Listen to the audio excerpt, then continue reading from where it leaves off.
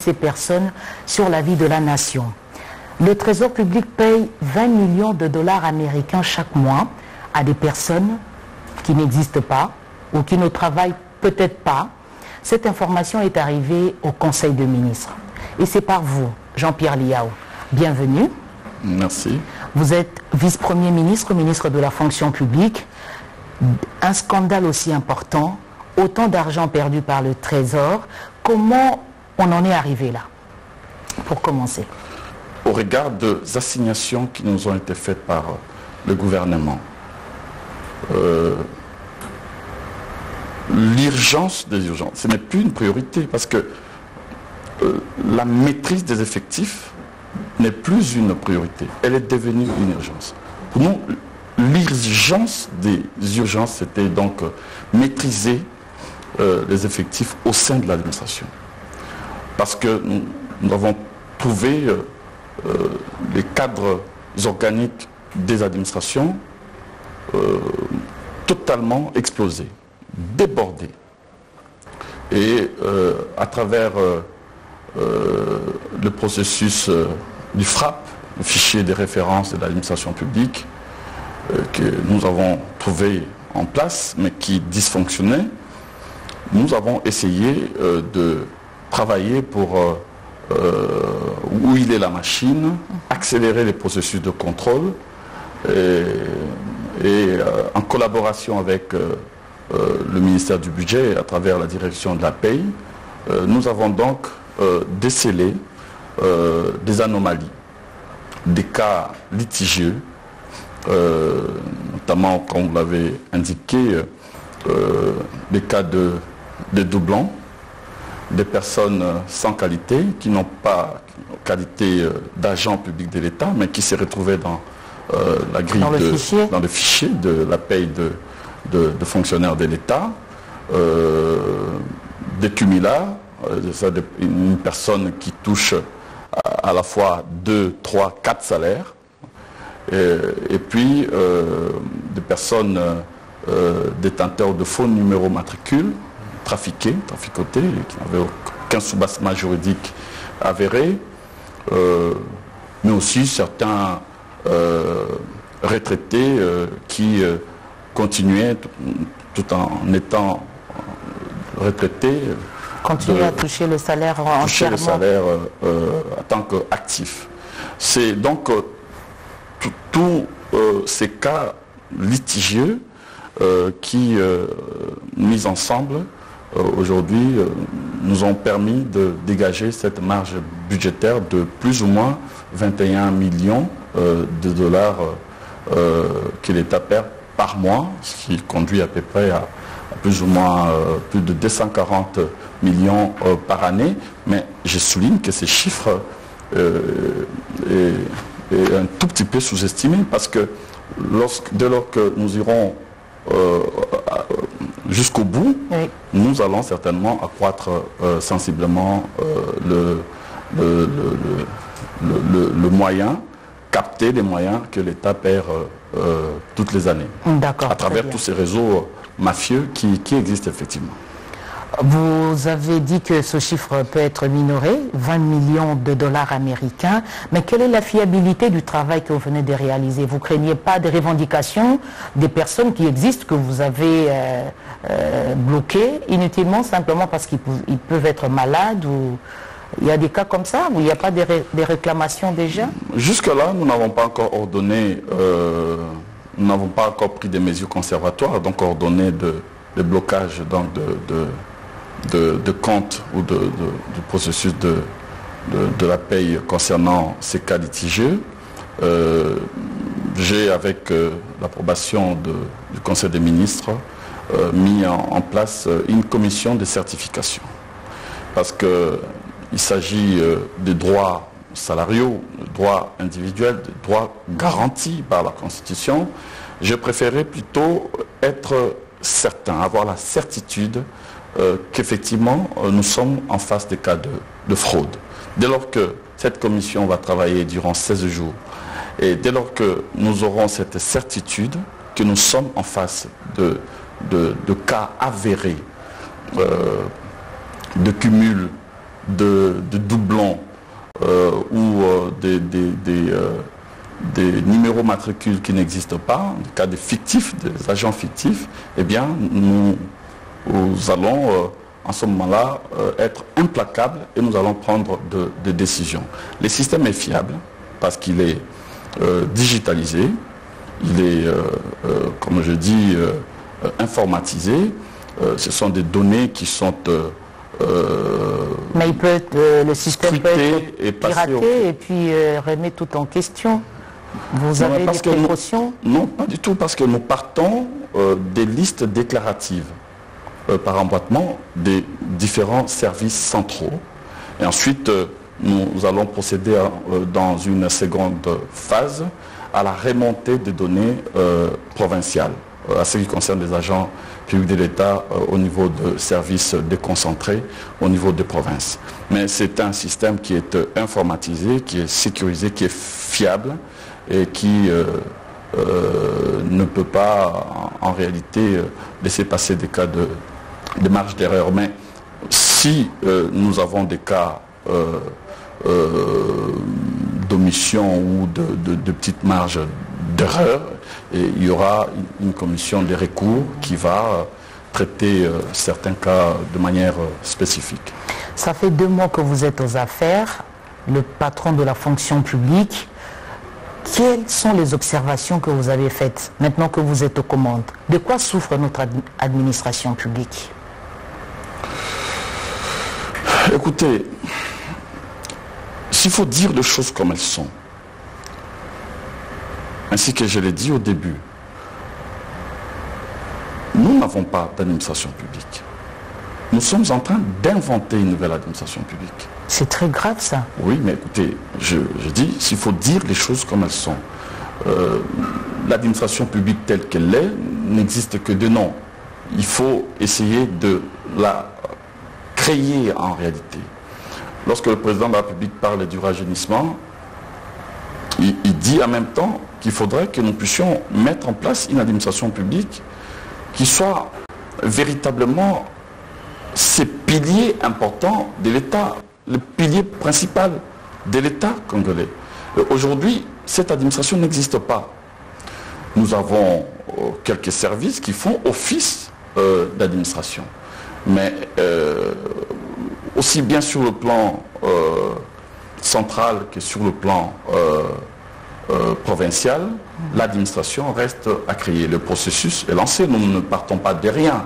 Nous avons déjà un socle, une base qui est là.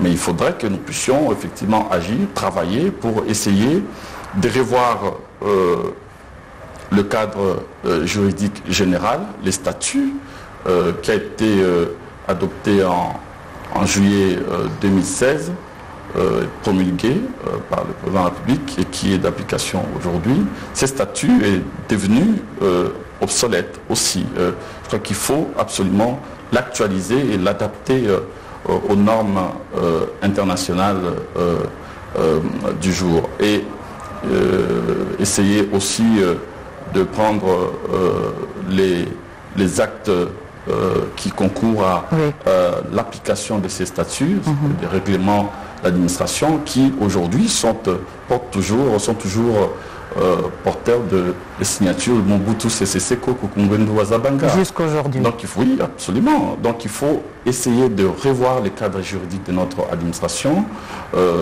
et puis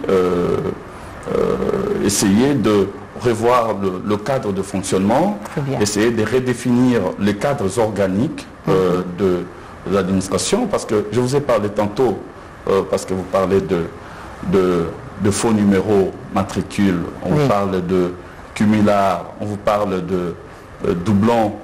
Comment est-ce possible que dans une administration digne de ce nom, qu'il y ait ce genre de dysfonctionnement? Et c'est un problème que vous avez trouvé, ça existe depuis des années. Monsieur le vice-premier ministre, nous avons trouvé, bien évidemment. Nous nous sommes renseignés, aussi cynique que cela puisse être, il y a des centenaires qui continuent à travailler au sein de notre administration.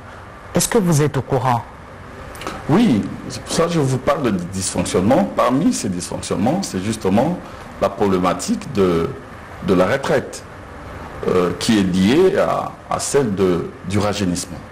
Parce qu'on ne peut pas rajeunir une administration qui ne sait pas mettre à la retraite. Mais pourquoi depuis toutes ces années, on n'arrive toujours pas à régler ce problème de mise à la retraite? La défaillance de l'État. Il ne faut pas tourner autour du pot et faire la langue de bois. Donc toutes ces annonces faites depuis toutes ces années, le problème reste intact, on n'arrive pas à le résoudre. L'État a failli dans son devoir de pouvoir mettre en place une machine administrative qui fonctionne dans la normalité, conformément à la loi. Et qu'est-ce que vous proposez? Nous sommes éloignés du respect des textes, nous sommes éloignés du respect de la loi et nous avons commencé à recruter en dehors de la loi parce qu'on a besoin de mettre son cousin, de mettre son neveu. La politique est entrée dans l'administration et tout le système a été ainsi corrompu. Donc ça veut dire qu'il faut renverser la table et tout recommencer.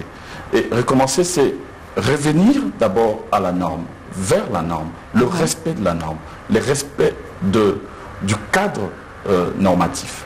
Ça veut dire que quand on veut recruter, on recrute parce qu'il y a un poste qui est vacant. On recrute conformément au cadre organique de telle ou de telle autre administration. Mais lorsque vous recrutez en cascade... Mais est-ce que le besoin de recruter est exprimé dans le contexte dans lequel on évolue depuis? Ouais, mais écoutez, je crois qu'il faut faire la part des choses. Notre pays fait face à un chômage qui est devenu endémique. C'est les mal les plus profonds de notre nation, le chômage de masse. Ce qui fait qu'à partir du moment où les gouvernements successifs n'ont pas travaillé pour essayer d'offrir à la nation les perspectives d'emploi, à partir du moment où l'on n'a pas assez travaillé pour créer le secteur privé, et tout le monde est venu dans le secteur public. Aujourd'hui, le président de la République a mis au centre de l'action du gouvernement la problématique de l'entrepreneuriat, surtout l'entrepreneuriat des jeunes. Donc il faut permettre, il faut que l'État, et heureusement que le gouvernement de Jean-Michel Sama Lukonde considère comme une priorité ces renforcements du secteur privé, pourvoyeur d'emploi, pour que les Congolais puissent ne pas considérer que pour travailler, il faut tourner les regards vers l'État. L'État ne peut pas embaucher, Madame Bouela, tout le monde. L'État embauche les personnes dont il a effectivement besoin. Ça, c'est ce qui doit être fait. Conformément aux cadres organiques. Si on a besoin de 2000 personnes dans telle administration et que vous en embauchez 8000, la machine va bloquer. Oui, mais parce que ces personnes sont là, vous les avez trouvées. Comment vous allez faire? Vous les congédiez tous, vous mettez le compteur à zéro? Qu'est-ce que vous allez faire? S'il faut respecter la loi, eh bien on va regarder les cas de chacun. Et puis, dès lors que le recrutement a été irrégulier, évidemment on licencie, on l'écarte. Mais parce que nous sommes un gouvernement socialiste, parce que le président de la République a une vision tournée vers le système, la social-démocratie, comme on dit, qui place les citoyens au centre de toutes les préoccupations et des actions du gouvernement, eh bien, nous n'allons pas procéder de cette manière-là. Nous allons essayer d'être durs tout en restant humains. Donc, nous allons mettre en place des mécanismes pour à la fois essayer de régler les problèmes de mise à la retraite. Aujourd'hui, Madame Bouela, oui, 350 000 agents sont éligibles à la retraite. C'est beaucoup. Où sont-ils? Qu'est-ce qu'ils font? Ils sont là, ils travaillent. Vous m'avez posé la question de savoir qu'il y a des centenaires. Je vous confirme qu'au sein de notre administration aujourd'hui, nous avons 56 agents centenaires. L'agent le plus vieux dans notre système qui est actif à 109 ans. Ce n'est pas normal. Il n'y a qu'au Congo qu'on peut voir ce genre de choses. D'ailleurs, je n'ai pas encore fait rapport ni au Premier ministre, ni au Président de la République, qui sera fâché de voir que dans notre système, nous gardons encore des gens qui ont plus de 100 ans, les connaissants. Oui. Mais je veux faire rapport, et je crois que d'ici la fin de l'année, ceux qui ont 100 ans vont partir à la retraite. De même que ceux ils vont à la retraite dignement, vous les envoyez à la retraite parce qu'ils meurent juste quelques temps après. C'est tout le problème. Mais justement, vous savez, je veux proposer d'abord au Premier ministre que tous ceux qui ont 100 ans puissent venir à Kinshasa et nous ferons une cérémonie de pardon en quelque sorte, parce que ce n'est pas acceptable de garder des gens jusqu'à cet âge-là actifs au sein de l'administration. Mais nous allons corriger les systèmes. La grande problématique de la retraite se trouve dans la faiblesse de la pension. Parce qu'aujourd'hui, ceux qui ont atteint l'âge d'aller à la retraite ne sont pas gênés de rester actifs. Ben oui, parce qu'ils n'ont pas de survie, ils n'ont pas d'espérance après. Pourquoi? Parce que le système passé a laissé diluer les salaires en faveur de primes. Et vous avez des agents publics de l'État qui disposent d'une rémunération extrêmement faible, disons d'un salaire de base très faible. Ça atteint combien, le plus faible salaire? Oh, écoutez, je parle de salaire de base. Le plus faible, on est à moins de 100 $, on est dans le... 200 000 francs congolais? On est autour de 100 000 francs. Le salaire de base de 100 000 francs? De 100 000 francs. Mais nous avons appris qu'il y a 1500 francs congolais, des gens à qui l'État paye 1000 francs. Non, là vous parlez de retraités, de certains retraités dans le système octroyé. Mais je vous dis que pour le salaire de base qui est faible, quand on prend un agent qui a 100 000 francs, ben, aux côtés de ces 100 000 francs, il y a peut-être 500 000, 600 000 de primes. Ou 1 million de primes. Alors, selon qu'ils travaillent dans quel secteur aussi, il faudrait nuancer. Ça dépend des secteurs ou en province ou à Kinshasa. Oui. Mais je prends cet exemple-là typique pour dire, vous avez 100 000 francs de primes en termes de salaire de base et 1 million de primes. Lorsque vous arrivez à la fin de votre carrière, eh bien, vous êtes rattrapé par la réalité, la dure réalité, parce que finalement, la pension de retraite est calculée, elle, sur pied de votre salaire de base. Et souvent, les agents se retrouvent avec des pensions très faibles, 50 000, 40 000, 10 000, et parfois même en province, j'ai eu des cas, 2000 francs ou 1500 francs, ce n'est pas admissible. Quand quelqu'un touche un salaire comme celui-là, vous pensez que cette personne est à l'abri de la corruption, par exemple? Écoutez, moi je vous dis que le système a dysfonctionné et que nous venons sur base de la nouvelle vision portée par le président de la République. Vous n'avez pas trop de prétentions chaque fois? Vous dites que nous venons. Vous avez trop de prétentions. Mais, Madame Bouela, en politique, il faut bien venir avec la volonté d'échanger. Sinon, on reste chez soi. Le président de la République a une vision. Il nous a appelés au gouvernement pour essayer de matérialiser cette vision.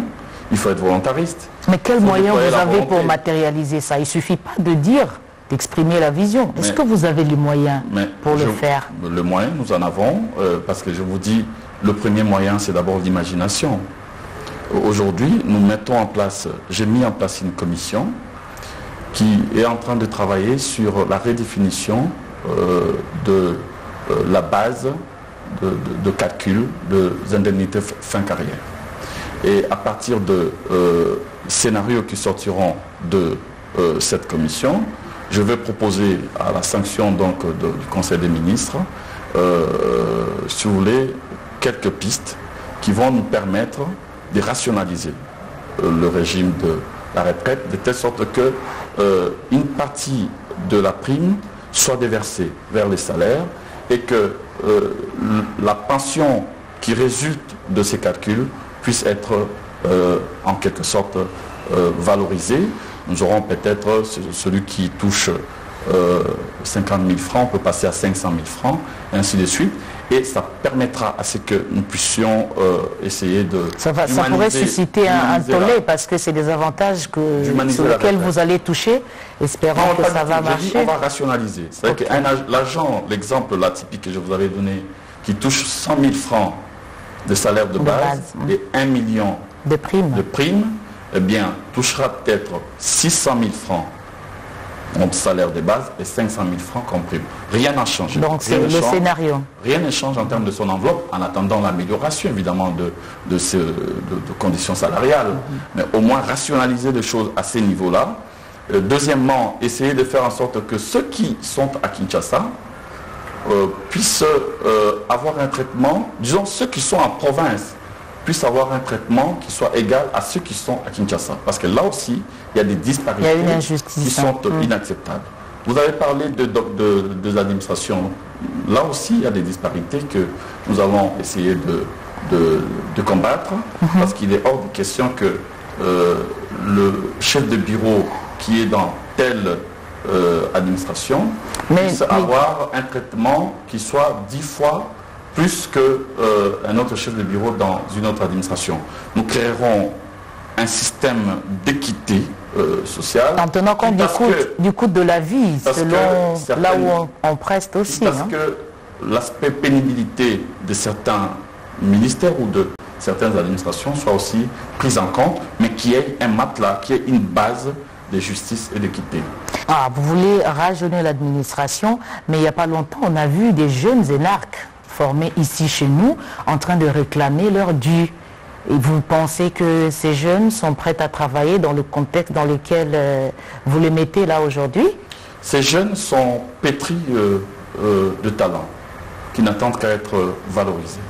Ils ne sont pas pris en charge, ils sont abandonnés alors qu'ils ont été formés pour l'administration. Ils sont pris en charge. Ils sont pris en charge, mais il se pose justement ces problèmes d'intégration au sein d'une administration qui ne retraite pas, qui n'envoie pas à la retraite. Vous voyez, donc nous avons une sorte de bouchon en quelque sorte au sein de l'administration. Nous recevons des nouveaux, mais nous ne sortons pas dignement des anciens. Et donc à partir du moment où nous allons fluidifier ces processus, à partir du moment où nous allons essayer de mieux gérer la carrière des agents, ces jeunes vont nous aider effectivement à faire du très bon travail, parce que ce sont des gens qui ont été singulièrement, spécifiquement... Est-ce que vous avez été saisi pour ce problème spécifique? Pour ce problème spécifique, avez-vous déjà été saisi? Parce qu'on les a vus en train de manifester. Vous parlez des jeunes de la 6e promotion qui venaient d'être clôturés. Nous sommes en train de les intégrer progressivement. Je vous ai dit, il se pose un problème d'intégration que nous sommes en train de résoudre. Je venais à peine, il y a quelques jours, de les admettre sous statut. Ils ont de droits, parce qu'on les a aussi admis en même temps statut des administrateurs civils de l'État. Ils ont des droits qui sont en train de revendiquer. Et je crois qu'à partir, disons, d'ici le mois de juillet, ces droits seront libérés par le ministère du Budget. Très bien. Monsieur le vice-premier ministre, est-ce que c'est une fierté aujourd'hui de travailler dans l'administration de la RDC telle que vous l'avez décrit? Est-ce que les jeunes peuvent être attirés pour travailler dans ce secteur? Travailler dans l'administration d'hier, sûrement les jeunes pouvaient être dubitatifs. Mais travailler dans l'administration que nous sommes en train de créer aujourd'hui, sous l'impulsion du président de la République, l'administration que nous sommes en train de mettre en place, avec comme boussole le respect de principes, le respect dans combien de temps vous saurez asseoir tout ce que vous nous vendez comme valorisation histoire? Mais vous me posez une question, laissez-moi au moins répondre. Allez-y, allez-y. Lorsque nous allons valoriser, dans combien de temps, on verra bien, mais je crois que l'essentiel c'est d'aller vite. Et nous sommes en train d'aller vite. Demain, oui, les jeunes vont se bousculer pour entrer dans l'administration, parce que ce sera justement cette administration-là qui va valoriser l'agent, valoriser la carrière de l'agent, et puis surtout créer des conditions de travail qui soient des conditions tout à fait confortables. Mais les conditions de travail ne suffisent pas. Lorsque je suis arrivé, les agents m'ont dit « Nous sommes contents que vous soyez arrivés parce que nous sommes sûrs que vous allez changer nos conditions de travail. » J'en conviens. Mais au-delà de cette question, il y a aussi ce qui est essentiel. Et l'essentiel, c'est agir pour que l'administration soit au rendez-vous du rendement. L'administration soit au service du renforcement de l'autorité de l'État. L'administration soit proche des citoyens. C'est ça d'abord l'objectif. Ensuite, parce que les agents sont des acteurs qui rendent cette administration forte, eh bien, ces agents doivent aussi être valorisés et mis dans des conditions tout à fait acceptables. Voilà. Mais l'objectif principal, c'est surtout celui de rapprocher l'administration des citoyens. Vous parlez de ces agents qui ne sont pas pris en charge quand ils sont malades, qui ne sont pas bien enterrés quand ils meurent, qui ne travaillent pas dans des bonnes conditions, qui sont dans la promiscuité. Ça, ce sont des éléments qui déstabilisent. Oui, c'est vrai. Ce que vous dites est vrai. Mais, encore une fois, vous allez me dire que nous sommes prétentieux. Nous avons trouvé l'administration dans des conditions, et je l'ai dit et je l'ai avoué, il fait le mea culpa, effroyable. Et nous sommes en train de travailler pour changer les choses. Et nous espérons que demain, vous ne me poserez plus ce genre de questions parce que nous aurons résolu le problème de prise, de prise en charge de soins de santé, le problème des transports, des agents, il y a les conditions de travail, mais aussi le problème d'amélioration de leur enveloppe salariale. Vous aurez été, j'ai eu hier même une grande réunion avec la direction générale des ressources humaines pour lancer les processus de régularisation et de mécanisation de nouvelles unités et de NP. C'est-à-dire qu'il y a des agents aujourd'hui qui sont mécanisés, qui travaillent, mais qui ne sont pas payés. L'État doit s'occuper de ces gens-là. Il y a des agents qui, malheureusement, ont intégré notre système par la fenêtre parce qu'ils ont été recrutés de manière irrégulière, mais qui sont déjà malheureusement, peut-être heureusement pour eux, affectés. J'ai l'obligation d'examiner ces questions pour commencer à les régulariser, de telle sorte que demain, que nous rentrions dans un système de respect strict du recrutement. Ça veut dire qu'il faut organiser le concours. Si c'est sur titre, il faut respecter les principes pour que, au finish, dans quelques années, que nous n'ayons plus à parler des nouvelles unités et des MP. Je veux proposer dans les prochaines semaines un plan qui va permettre à ce que le NU soit régularisé et fin 2022, qu'on ne parle plus des non-payés parce que tout le monde, tous ceux qui travaillent pour l'État doivent avoir un salaire. Et tous ceux qui n'ont pas qualité,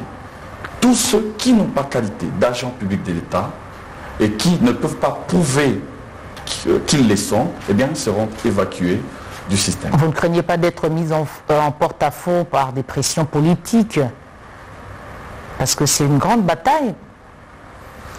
Madame Bouela, si nous voulons changer les choses dans le pays, il faut apprendre à prendre des décisions courageuses.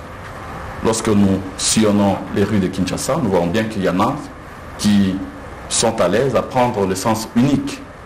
Eh bien, si vous les regardez comme ça, en disant que ce sont des Congolais, rien ne changera dans le pays. Il faut à un certain moment savoir sanctionner. Vous n'êtes pas agent public de l'État, eh bien, vous ne pouvez pas être dans le système de paye des agents publics de l'État. Ce sont des compatriotes, oui, c'est vrai, mais on ne peut pas accepter l'inacceptable. Celui qui est agent public n'est pas payé, celui qui ne l'est pas est payé. Ça, on ne peut plus l'accepter. C'est ça aussi qu'on dénonce, le système de mafia. J'ai à peu près 40 000 personnes dans le système qui n'ont ni numéro matricule, ni renseignement quelconque, qui ont été et qui sont payés régulièrement, et qui sont payés, et qui n'ont pas de visage parce qu'ils ne se présentent jamais. Mais ils ont des comptes. Ça, c'est de la mafia que nous allons déboulonner, sans trembler. Ça, c'est clair et c'est net. Alors. Maintenant, si ce sont des compatriotes qui sont dans la fraude, moi, je ne peux pas protéger des compatriotes qui sont dans la fraude. Un agent public. De ceux qui travaillent normalement. C'est surtout ce qui est choquant. C'est-à-dire que vous avez des gens qui vont travailler et qui ne sont pas payés, mais à côté des gens qui n'existent pas, mais qui sont payés. Donc il faut réparer cela. L'image que renvoie l'agent de l'État, il n'arrive pas au bureau à temps. Est-ce que depuis que vous êtes là, les choses changent? Vous avez donné de nouvelles instructions, c'est aussi ça. On arrive quand on veut, on quitte le bureau quand on veut. Il y a une certaine désorganisation dans le secteur de la fonction publique. Il y a une certaine désorganisation, il y a plusieurs raisons. Bon, il faut regarder les choses avec beaucoup de philosophie. Nous sommes en train de résoudre ces problèmes progressivement, mais nous y allons par étapes. Hein. On ne peut pas suivre 2 lièvres à la fois, mais j'ai déjà donné les temps là-dessus, côté ponctualité et l'assiduité au travail. Mais je veux résoudre ce problème par l'octroi. Dans les prochaines semaines, le processus va démarrer, l'octroi de cartes de service biométriques et digitalisées avec puce et QR code. Ça veut dire que chaque agent public de l'État sera porteur d'une carte d'identité, d'identification, et devant chaque entrée, il y aura un système de pointage qui renseignera de l'heure d'arrivée et puis de l'heure de départ, l'heure de pause. Tout sera réorganisé parce que c'est sur base de prestations que les primes sont payées. Et aujourd'hui, nous ne sommes pas encore capables de maîtriser ces systèmes, faute de cette volonté de vouloir faire les choses. C'est ça sans prétention, hein, cette fois-là, parce que ça, c'est un système qui existe partout, sauf chez nous. D'accord. Alors, vous parlez du mouvement de personnel. Il y a des secrétaires généraux qui ont été nommés depuis, je crois, 2017-2018, mais qui n'ont jamais été affectés. Là aussi, c'est un problème. Là aussi, c'est un problème. C'est à la suite de la réforme législative que, effectivement, il a été imposé ces principes de concours. Oui, les secrétaires généraux ont été nommés à la suite du dernier concours, mais malheureusement, depuis 2018, ils n'ont jamais été affectés. Mais si vous avez été attentive lors du dernier Conseil des ministres, j'ai aussi proposé que dans le prochain jour, les prochaines semaines, que ces secrétaires généraux soient affectés. Mais préalablement, je proposerai au Conseil des ministres, à son Excellence, Monsieur le Président de la République, la mise à la retraite de ceux des secrétaires généraux pour dégager de l'espace, qui ont largement dépassé l'âge de départ à la retraite. Ils seront mis à la retraite et ensuite nous dégagerons de l'espace pour d'autres, parce qu'aujourd'hui, en lieu et place de 47 dont on avait besoin pour remplacer les postes vacants, on en a nommé 72. Eh bien, il faut voir comment faire partir ceux qui peuvent partir à la retraite, mais dignement, parce que je proposais qu'on puisse, à titre exceptionnel, les reconnaître le statut d'émérite. Et ce statut d'éméritat ou d'émérite permet à ce qu'ils puissent garder leur salaire et leurs avantages. Et donc, nous allons affecter ceux qui vont rester et en même temps, nous allons notifier, parce que ça aussi c'est un détail qui manquait, aux directeurs qui ont été dernièrement nommés, et nous allons enclencher le processus de la promotion en grade, de titularisation, promotion en grade. Très bien. Des autres catégories, chefs de division, chefs de bureau, les autres agents, les attachés d'administration, première classe, deuxième classe et les autres catégories, pour pouvoir essayer de mieux gérer la carrière de fonctionnaire. Il n'est pas normal, alors que la loi prévoit 3 années chaque 3 ans après cotation pour avoir une promotion. Avoir des promotions. Nous avons laissé comme ça 10 ans, 15 ans, parfois même 20 ans des agents sans promotion en grade. C'est une injustice effarante qui doit cesser, à laquelle il faut mettre fin. Très bien. Alors, on va parler un peu politique, monsieur le vice-premier ministre. Vous êtes toujours PPRD? Quelle question, madame Gouel? C'est juste une question. Vous êtes sérieuse? Très sérieuse. C'est de notoriété publique que je ne suis plus PPRD. Ah, très bien. Politiquement, je ne suis plus PPRD, c'est clair. Le PPRD, c'est vraiment derrière moi. Alors, vous êtes membre de l'Union Sacrée. Au moment, parce que ça fait quand même plus de 3-4 ans qu'on ne vous a pas vu sur les écrans. Vous signez votre grand retour. À quoi était dû ce silence jusqu'à vous retrouver dans l'Union Sacrée aujourd'hui? Écoutez, en politique, par moments, le silence est éloquent. Voilà. J'ai préféré ne pas être sur le plateau de télévision, mais j'étais ailleurs, en train de travailler dans le silence. C'est ce qui justifie que je suis aujourd'hui là où je suis. C'est une promotion, c'est une récompense? C'est un appel. C'est un appel du président de la République qui seul a le secret de cette liberté, avec le Premier ministre en tout cas, de choix. J'étais surpris d'avoir été choisi parmi beaucoup d'autres Congolais qui sont peut-être beaucoup plus compétents que moi, mais j'étais peut-être là où il fallait être en ce moment-là. Je suis un élu du Congo profond et j'ai participé au combat pour le dernier changement intervenu. Vous avez été frustré dans votre carrière politique à un moment? Vous avez été frustré? C'est ce qui a expliqué que vous adhériez à l'Union Sacrée? Frustré à titre personnel, non. Mais j'étais en opposition totale avec ce qui se faisait dans ma famille politique et je l'ai fait savoir. Et je crois que ceux qui suivent la politique, y compris vous-même, vous suiviez ce que j'ai publié comme réflexion une année avant le chambardement. Je pense qu'à un certain moment, la coalition FCC Cash telle qu'elle était partie n'augurait plus, ne pouvait plus permettre aux Congolais d'espérer quelque chose en termes de perspective d'avenir. Et moi, j'étais le premier à penser qu'il était important d'arrêter avec cette descente en enfer. Et j'ai répondu favorablement, Dieu merci, surtout à l'appel du président de la République, qui en ce moment-là a offert à la nation de nouvelles perspectives. Et c'est sur base de ces perspectives-là que nous envisageons l'avenir. Vous avez obtenu ce poste parce que vous êtes le fils de votre père? Je ne crois pas. Oui, vous êtes l'IAO, et puis les Tshisekedi, l'IAO, et c'est une génération où c'est par vos compétences.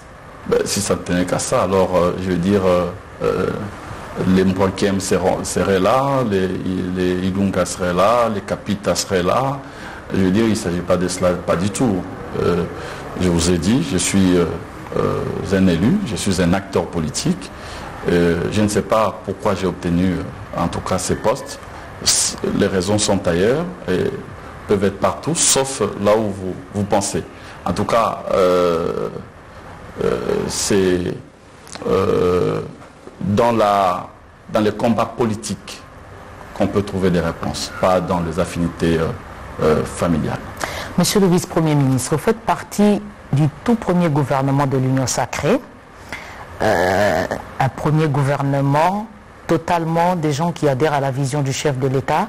Si vous est demandé de juger son action politique, sincèrement, l'action politique du gouvernement, du président de la République, je dirais en toute sincérité, sans langue de bois, que cette action est positive et elle est positivement captée par les Congolais. Je crois que le président de la République a démontré suffisamment sa volonté, je dirais même sa rage, de pouvoir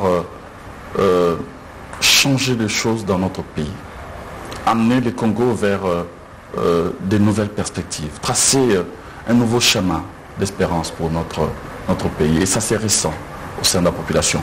Après, les hommes politiques peuvent faire leur travail d'opposition pour certains, mais les faits sont têtus. Jamais, Madame Bola, on a vu un président de la République prendre autant de risques pour pouvoir aller jusque là où se posent des problèmes sécuritaires. Il passait des nuits entières, des semaines entières, pour trouver des solutions. Jamais. Mais c'est ce qu'il doit faire. C'est dans la norme. Ce n'est pas une innovation que le président aille dans des zones de guerre. C'est ce qu'il doit faire. Vous avez vu, vous, le président de la République, aller séjourner des semaines et des semaines dans des milieux ou dans des zones où il y a justement, où crépitent les balles, où il y a la guerre? Non, soyons justes. Ne laissons pas seulement l'histoire le juger. Même dans le présent, on peut apprécier ce qu'il est en train de faire. Et au-delà de cela, il a suscité un certain espoir, une certaine espérance dans le pays. Les choses sont difficiles. Les choses sont difficiles, mais elles ne sont pas impossibles à être réglées. Les défis sont énormes, mais pas impossibles à être relevés. C'est ça, Félix Tshisekedi. Et je crois que les gens les sentent. Cette volonté, le volontarisme qui est affiché, de travailler avec les uns et les autres, pas seulement ceux de son parti, pas seulement ceux qui étaient avec lui dans les combats politiques, rassembler la nation, rassembler le pays autour des idéaux communs, se battre pour essayer de changer le pays ensemble, ça c'est quelque chose de perçu, de ressenti. Évidemment, il faut capitaliser tout ça par le travail. Il nous appartient, nous, en tant que gouvernement, de l'aider, d'aider le président de la République. L'homme seul ne peut pas changer, parce que seul il ne peut rien, mais ensemble on peut tout. Et c'est ce que nous sommes en train de faire dans le cadre de ce nouveau gouvernement, sous la coordination de Sama Lukonde, du Premier ministre Sama Lukonde. La situation économique n'est pas reluisante, la Covid est venue tout chambouler. Est-ce qu'il y a des perspectives pour ce pays? Je crois que la situation de la Covid est une situation générale, c'est une vraie catastrophe humanitaire mondiale. Mais quand on regarde de près ce qui se fait, le plan de relance porté par Sama Lukonde, les chiffres qui repartent à la hausse, notamment en ce qui concerne le recette public, oui, je crois que nous pouvons être optimistes. Notre pays dispose de tous les atouts pour pouvoir aller vers le progrès. Nous avons passé des années de blocage et de gâchis. Et aujourd'hui, je crois qu'il y a de bonnes perspectives et je pense que les choses vont progresser petit à petit. Ce n'est pas facile, vous savez, de diriger un pays comme la RDC qui sort de cycles de conflits et des crises politiques répétitives. Mais je crois que si la volonté est là, tout peut être possible. Là où il y a la volonté, tout devient possible. Et les Congolais, eux, nous regardent. Ils ne veulent plus des discours. Ils ne veulent plus des intentions. Ils ne veulent plus des dogmes. Ils exigent de nous des résultats et des actes concrets. C'est ce que nous essayons de faire afin de redonner à notre pays les actifs de sa puissance pour que le Congolais n'ait plus à douter de leur avenir et en tout cas de réconcilier nos compatriotes avec l'avenir et l'espérance d'une vie meilleure. Ainsi prend fin cet entretien. C'était un plaisir, Monsieur le Vice-Premier ministre, de vous avoir aujourd'hui. Merci de votre fidélité et à très vite.